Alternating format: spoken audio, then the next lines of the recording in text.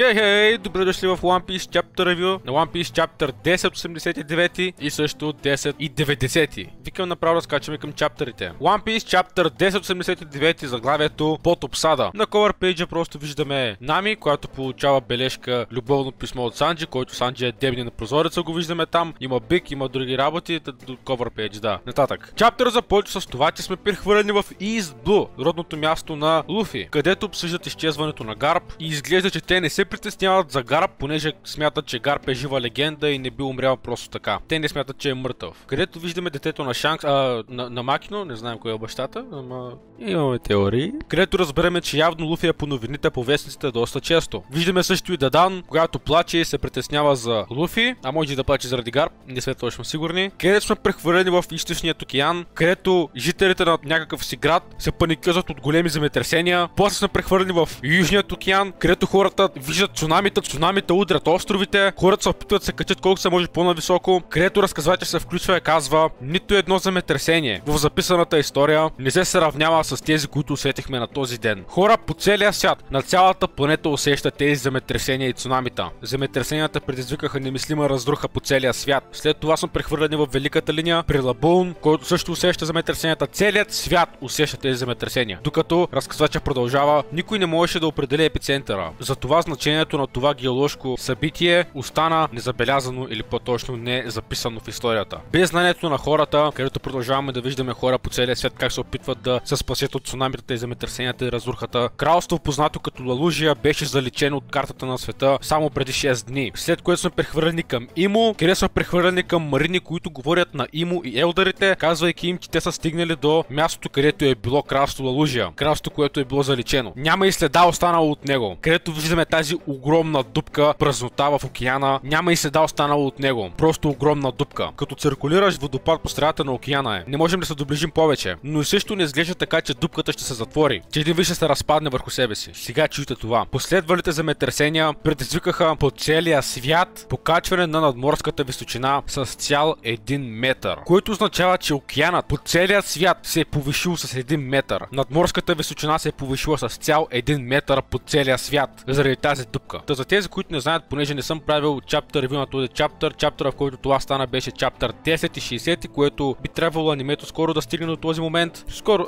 няколко месеца. В този чаптер виждаме как, понеже Имо си мисли, че Сабо е на този остров, в това кралство Лалужия, Имо унищожава цялото кралство, използвайки нещо във въздуха, не знаем нищо какво е това, просто някаква сянка, знаем, че е просто, и унищожава цяла страна, просто ето така. И оттам е тази дупка. Можете ли си представите колко е откачено това надморската височина на целия свят да се повиши с 1 метър заради тази дупка? Която дупка не искам да натъртвам, но прилича много на дупката в NES Lobby, само казвам. Това са едни наистина огромни новини, където разказвача продължава и казва: някои острови са били покрити изцяло от вода и непрекъснато се получават известия за все повече и повече преливащи острови. И виждаме хора, които се опитват да се спасят на кораби или на високи обекти, и само като си помислиш колко голям ефект имаше тази атака на Имо и това, че Имо влияе на целия свят без да му пука дори малко, е доста плашеща мисъл. Където са прехвърлени вече в обсадата в Егхед, новия свят Егхед, островът на бъдещето. Масивна сила беше заобиколила острова, представляваща унищожителна сила, която би сложила Бъстър Кол в сенките. Където някой казва: надморското равнище се е повишило по целия свят. Да, сир, имаме много загуби заради това. Армадата се състои от повече от 100 кораба с различна големина и класа, и измежду тях има 20 велики военни кораба, които, за тези, които не знаят, това са ето тези кораби от NES Lobby, които са изключително масивни кораби, огромни кораби са това. Още чакам деня, в който Ода ще дойде и ще каже: този кораб е толкова голям. Където виждаме тези роботизирани чудовища да нападат тези армади, защитават острова, и също тази военна сила се състои от общо от 30 000 марини. И виждаме лазерен лъч, който минава през един от тези роботи и го унищожава нацяло. О боже, кой ли е този с лазерния лъч? Където Сентомаро се провиква: хей, Чичо, не ти ли казах да не докоснеш моите роботизирани чудовища? Кизаро. Те започнаха. Тази мисия се командва от общо 9 вице-адмирала, от които 9 знаеме само двама от тях. Знаеме Дол и този пич, на който аз не му знаем. Ето другите вице-адмирали вече не ги знаем кои са, но са вице-адмирали, и то High-Q вице-адмирали. High-Q вице-адмиралите са няколко стъпала по-силни, отколкото другите вице-адмирали в другите краища на света, просто защото са вице-адмирали, които са били обучавани в самата база на Нейвито. И също адмирал Кизаро е там. Където виждаме Кизаро просто си похапва рамен, не знам за Наруто ли се мисли да е толкова спокоен в такова положение. Май не осъзнава, че той се бие с с император Неви адмирал Кизаро Борсалино. Борсалино е неговото истинско име, между другото, ако не знаете. Където очевидно Кизаро и Сентомаро се познават, но трябва да се бият един срещу друг. Кизаро казва: не може ли просто да се предадеш, не прави нещата трудни за мен.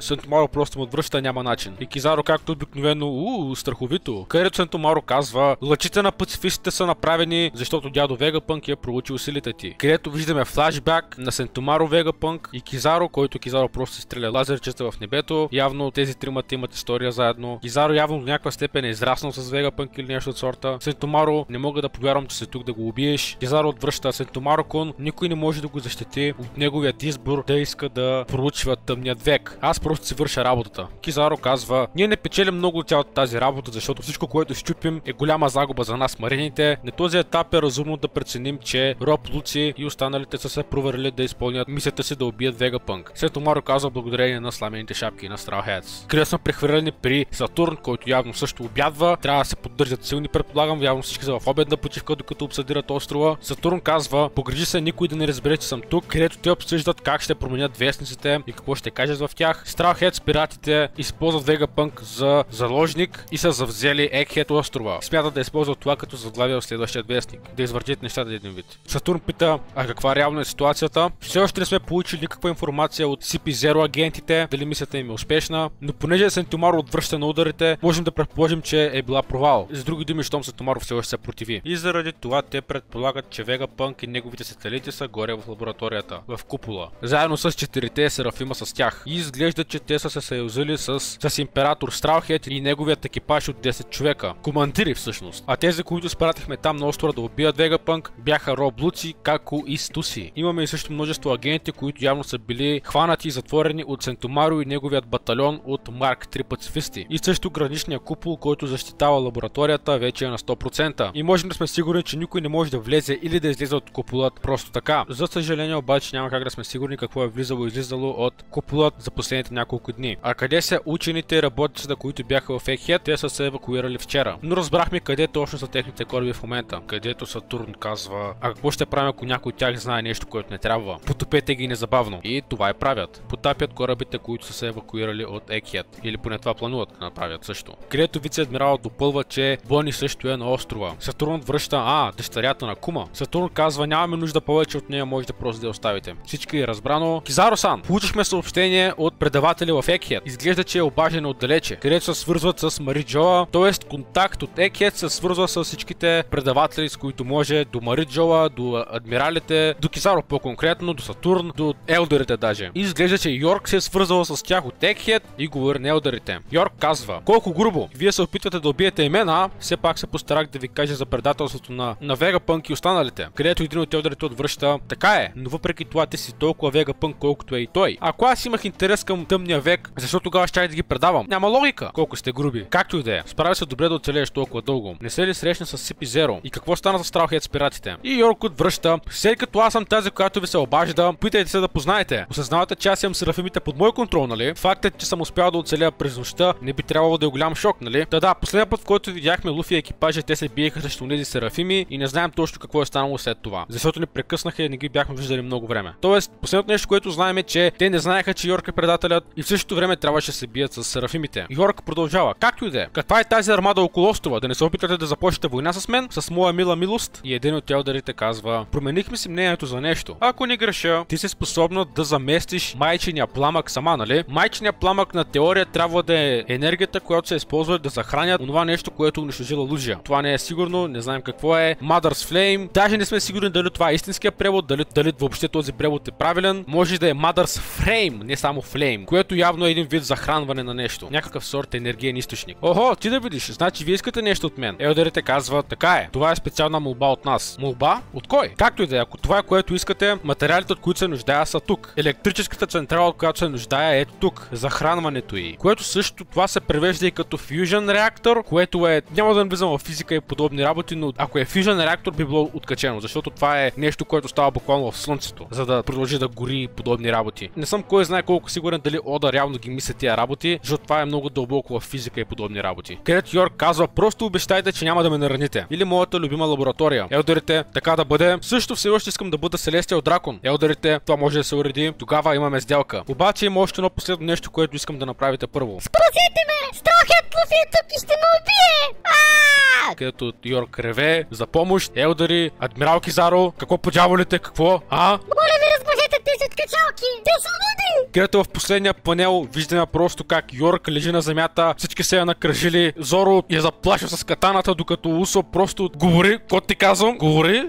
Усоп прави някакви работи също, докато Луфи просто преплава, не му пука, хапва си мръвка, не му се занимава въобще много. Явно, че те са се справили с серафимите, но въпреки това всички изглеждат доста ранени. Зоро изглежда бандажиран и ранен, Луфи също, дори Нами, Усоп, дори Луция там. Всички си чилват и явно са разбрали начин как да победят Йорк, обаче просто не сме го видели. Прескочили са тази част явно, не знам дали ще ни върнат на нея, за да видим как са победили серафимите или как са разбрали, че Йорк точно е предателката.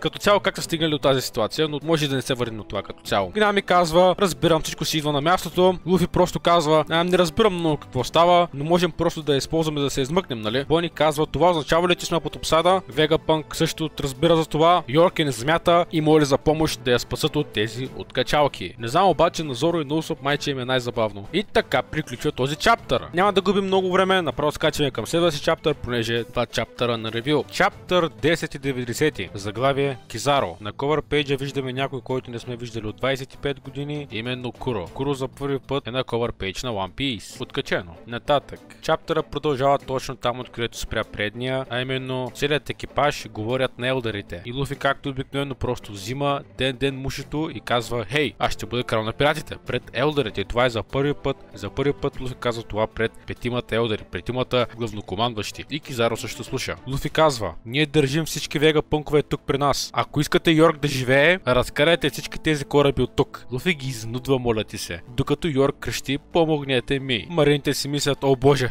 той е по-коварен отколкото си мислех. Изглежда, че също и Морган заедно с Виви и Лапо слушат също. Те също са изненадани. Елдерите питат Луфи колко от тях са успели да оживеят, колко от екипажа на Луфи са успели да оживеят. Луфи, разбира се, няма проблем да разкрие важна информация, им казва, някои от нас са леко бандажирани, но като цяло сме добре. Усоп го прекъсва, предполагам, че Усоп само той ще го прекъсне и му казва да не споделя тази информация и затваря. Елдерите се досещат, че там също е и Робин. Робин научава Луфи, казвайки му, че са искали да изтръгнат информация от него за тяхното състояние, карайки го да говори колкото се може повече. Луфи е такъв, ясно, моя грешка, но се обзалагам, че това, което им казах, ще накара корабите да се махнат. Усоп се съмнява и обаждането приключва. След което Сатурн казва, че има три неща, които трябва да подсигурят безопасността на Йорк, базата данни на Вегапънк или по-точно мозъка му, защото Йорк има достъп до тях и енергийният източник, който е създал този майчин пламък. И всичко останало може да бъде пожертвано, ако трябва, което означава серафимите също могат да бъдат пожертвани. Сатурн просто каза, че това е най-важният приоритет и в същото време е и най-лошата възможна ситуация за тях. След което продължава и казва, запомни, човешкият живот не струва повече от този на мравка или на баболечка. Без значение колко тяхте номера намаляват, винаги ще бъде възможно за тях да се размножат отново. Изненада на Сатурн не му пука особено за човешкия живот. Колко дяволическо смея да твърдя. Където Йорк мрънка на екипажа, не чухте ли какво казаха, елдерите са зад моят гръб, ако ме докоснете, те ще затрият този остров от картата на света, точно като Охара. След това виждаме този масивен панел, който може да го гледате, обяснявайте си го, някакви хора правят някакви работи, Луфи и Бони си ядат, Санджи им носи храна, Нами бие Йорк, Зоро и Джимбей заедно двамата се опитват да спрат Нами по дяволите. Да, може да гледате този панел, доста има детайли в него, всеки прави нещо различно на този панел. Също обърнете внимание как Како е буквално аут, той просто е пациент. Робин благодари на Чопър, че е превързал, явно са били доста, докато Како мрънка, че явно е трябвало той да се бие срещу двама серафима и заради това явно е пациент в момента, докато Луци просто му казва, добре, разбрах, стига толкова. Лилит плаче за Шака, Питагорус и Едисон, понеже те са мъртви. Всъщност Едисон е малко жив, но другите двама са мъртви доста. Усоп се опитва да се свържи с базата, казвайки на Лилит да е малко потиха, понеже Едисон е поне все още жив. След което една мишчица се подава Нослето и явно разкрива информация на Сатурн и тези отсреща отвънка, казвайки, че 4 вегапънкове са ранени, двама са мъртви. Явно, че Луци разкрива информация по някакъв начин, нямам идея как, на Сатурн и останалите отвънка. Лично смятам, че е благодарение на проклетият гълъб. Гълъбът е супер технологичен предавател, който предава информация. Запомнете ми думите. Усоп се свързва с агентите, които бяха на дъното, затворени и явно са ги пуснали, са им дали храна също. На дъното на лабораторията, които им благодарят за храната и се радват, че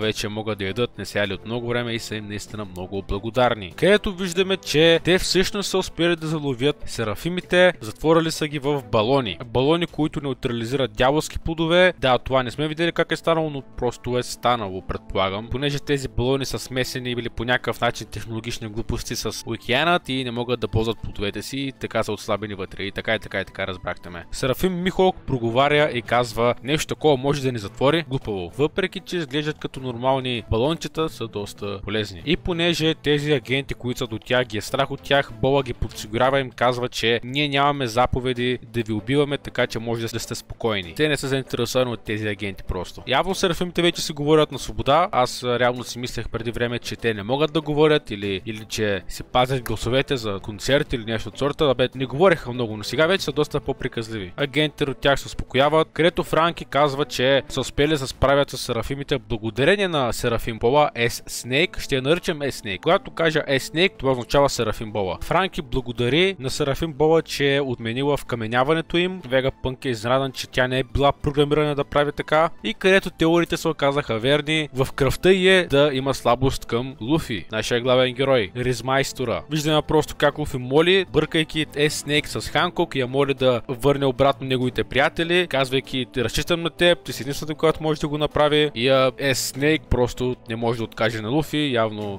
да, както казах, в кръвта й е да хлъта по Луфи. Няма да ви лъжа, нямам търпение да порасне. Да, казах го, ето казах го, нямам търпение да порасне. И тя се съгласява, понеже е впленена в Луфи. Където Джимбей вметва, че тя е същата като Бола, има нейната личност и персона, обаче слабото й място също е Луфи. Че е забавно да види, че нейният серафим има същата слабост. И тогава Вегапънк си вади тефтерче и се записва колко впленяващо. Чертите, предадени по линеен път, по кръвен път, при клонирането е доста по-дълбоко, отколкото очаквах. Тоест, серафимите ще приличат много повече на техните оригинали, отколкото Вегапънк е очаквал. Което автоматично ме кара, съм изключително заинтересован към Серафим Михолк. Колкото повече Серафим Михолк виждам, толкова повече неща научаваме за истинския Михолк. При което виждаме една много сладка игра на думи. Луфи казва: това беше много добро от твоя страна, Ханкок. На английски това е cool of you, обаче тя го чува като love you. Да, S-Snake няма да е проблем като Серафим. Даже не знам дали и Сатурн да дойде, ще са почили на Сатурн. Вегапънк и Атлас са оправили комуникациите и сега се опитват да свалят бариерата, за да могат да излезнат. Лазерната бариера, която защитава целият остров.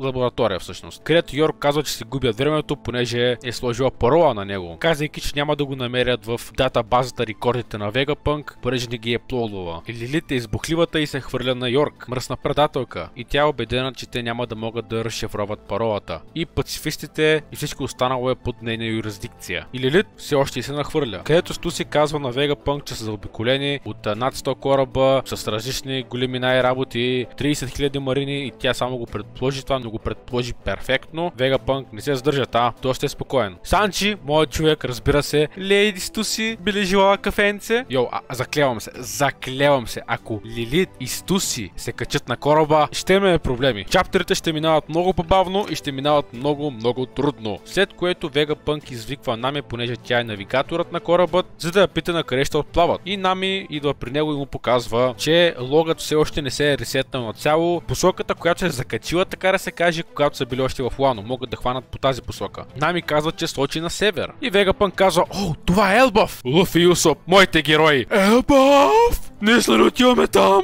Гигантският остров на нашите мечти? Не мога да ви опиша колко съм развълнуван за Елбав, човек. Елбав е островът, който е най-хайфан и чуваме за него най-много от най-много време. Повече дори от Плано. За първи път чухме в Лано в Трилър Барк, което е някъде на 350 епизод, а за първи път чухме за Елбав в епизод 70 и няколко 80. Най-чаканият остров. Може би след Лав Тейл. Аз съм изключително развълнуван, имам изключително големи очаквания, а може би не трябва, съжалявам. Това трябва да бъде арката на Усоп. Усоп трябва да вземе Мюлнера на Тор, да му го открадне и да почне да размята адмирали сякаш са си шарки. Искам да видя Усоп с Мюлнер, чука на Тор или Екскалибур, ако не е друго. Аз съм наистина много развълнуван за Елбав. В следващия панел виждаме как просто Луфи и Усоп си пеят песен за Елбав, която, интересен факт, е и песента, която пееха още в края на Little Guardian арката, когато вече искаха тръгнаха и бяха много развълнувани да отидат в Елбав. Пеят една същата песен от тогава, от преди 1000 чаптера, пеят същата песен в момента. Where everything tall is the home of the giants after all. Сту се забелязва, че Луци се взира в нея, в гърба й. Не знам дали гледа нея, защото е ядосен или просто гледа задника. Но да, Сту се забелязва, че Луци я наблюдава. Все пак тя го предаде. Та Вегапънк им казва, че Съни вече е на горната част на острова и че ще бъде трудно да минат по главния път, за да отплават, понеже отново целият остров е под обсада. Те трябва да напуснат от задната част на острова. И Вегапънк планира да използва Vega Force 1, за да носи корабът на екипажа Съни към задната част на острова. Вегапънк казва, че биха могли да използват Vega Force 1, за да излетят, носейки кораба през армадата, която я заобиколила. Обаче в момента, в който напуснат обхвата на острова, цялата енергия ще отпадне и няма и буквално ще паднат. Където Франки вметват, че просто могат да използват Кудебаст и да излетят. И те планират така и да направят. Вегапънк е изненадан, че корабът им може да прави такива чудеса и решават да тръгнат с този план. Vega Force 1 да ги носи до някъде и в момента, в който трябва да падне, да използват Кудебаст, за да се изстрелят 1 км надалеч. Но преди това първо трябва да махнат защитата на острова, за да могат да излязат, понеже има бариера, през която не могат да минат. Бариера, за която само Йорк знае паролата и затова пънковете, Вегапънковете се захващат да разшифроват паролата, казвайки на Йорк: не е добре да ни подценяваш и ние сме Вегапънкове. И тогава тръгват по този план. Те се разделят. Лилит тръгва с Vega Force 1, заедно с Луфи, Франки и Бони. Лилит казва, че трябва да побързат, понеже бариерата може да падне всеки момент. Трябва да пренесем кораба до задната част на острова, за да е готов. За тази цел обаче трябва да свалят първо бариерата, но като я свалят, те могат да бъдат атакувани по всяко време също. И виждаме Лилит да се радва много. Тя е много развълнувана за цялата тази работа, понеже това ще бъде първото й напускане на острова. Тя явно е била създадена на този остров и никога не го е напускала и тя отива на приключение. Заклевам се.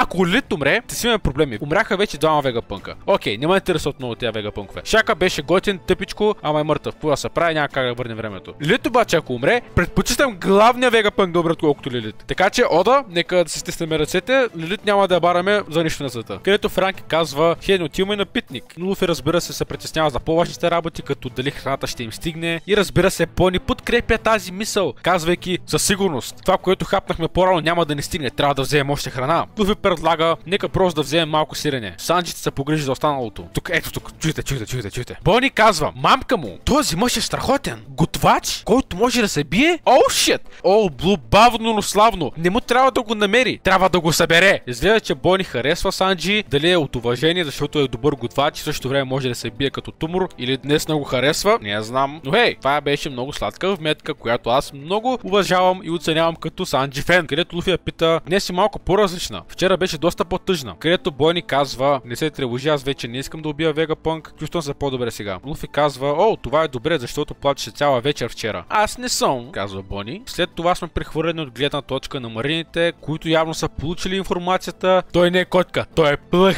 Той просто си върши работата. Те явно са получили информацията от Луци и се я предават един на друг. Виждаме Сатурн и Кизаро. Чули това преди малко Брусалино? О, със сигурност чух. Страхът Луфи се правеше доста голяма работа, но звучи така сякаш са в капан. Където Сатурн казва: бариерата на купола е направена от лазери, нали? А ти си направен от светлина. Може да преминеш, Кизаро? За да съм честен, абсолютно съм сигурен, че мога. Но Кизаро казва, че първо иска да се справи с Сентомаро отдолу, преди да продължи към Вегапънк. Сатурн му казва да прелети просто през него. Кизаро му казва: ако направя такова нещо при положение, че е заложил живота си на карта, ще сякаш се изплювам на лицето му. Оставаме да го направя по моя начин. Явно, че Кизаро иска да не се изгаври на цяло с Сентомаро и иска да направи нещата по неговия начин. И Кизаро допълва: освен това, ако просто го подмина, Сентомаро просто ще използва механизираните чудовища и пацифистите да потопи всички кораби. При това положение жертвите ще са изключително много.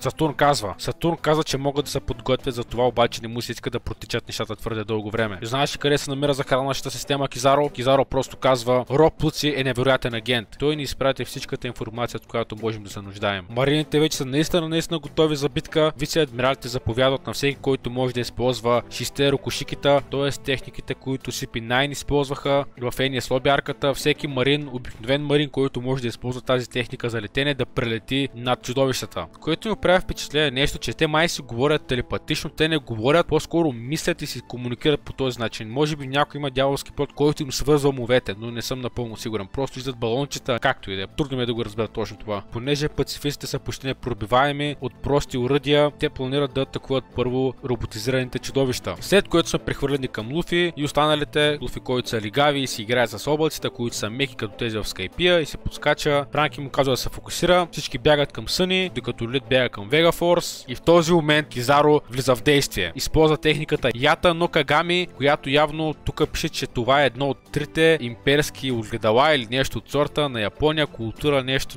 свързано с Япония и някакви имперски огледала, някакви японски култури, нямам идея. Та използва Ята но Кагами, виждаме го как просто профучава през чудовищата, минава през градите мигновено. Сентомаро го забелязва и казва, значи вече се тук, нека видим какво можеш, Чичо. И в този момент Сентомаро заповядва на всички пацифисти да елиминират всички. Кизаро със скоростта на светлината казва, ето ме идвам, Сентомаро-кун. Сентомаро казва, би трябвало да знаеш, аз имам най-здравата защита на света. И Кизаро се сблъсква с Сентомаро с ритник. Сентомаро просто май блокира, не знам какво точно прави. Те се сблъскват един с друг. При което са прехвърлени от гледна точка на Луфи, които виждат огромна светлина под тях, понеже сблъсъкът на Сентомаро и Кизаро се случва под тях, доста под тях и явно има огромен проблясък. Луфи се поти и казва, някой много силен, идва! Когато този чаптър излезна, много хора си казаха, о, Луфи е император и кой е страх от адмирал, бла бла бла бла. Това не е странно, адмиралите са опасни. Въпреки че смятам, че Луфи едно в едно трябва да размаже Кизаро. Кизаро не може да се бие едно в едно срещу Луфи. Смятам, че императорите са над адмиралите и Луфи, понеже е император, смятам, че не би трябвало да загуби от адмирал. Естествено, че ще му е трудно, естествено, че Кизаро е силен, но Луфи не би трябвало да може да загуби. И тук приключва този чаптър.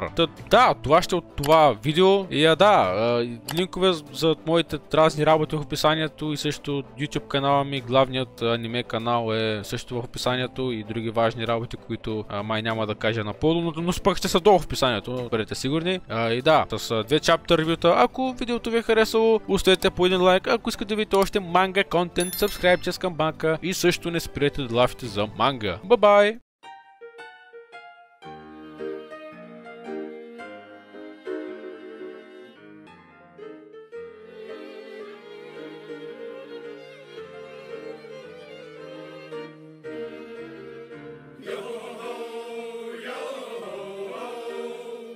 Yo.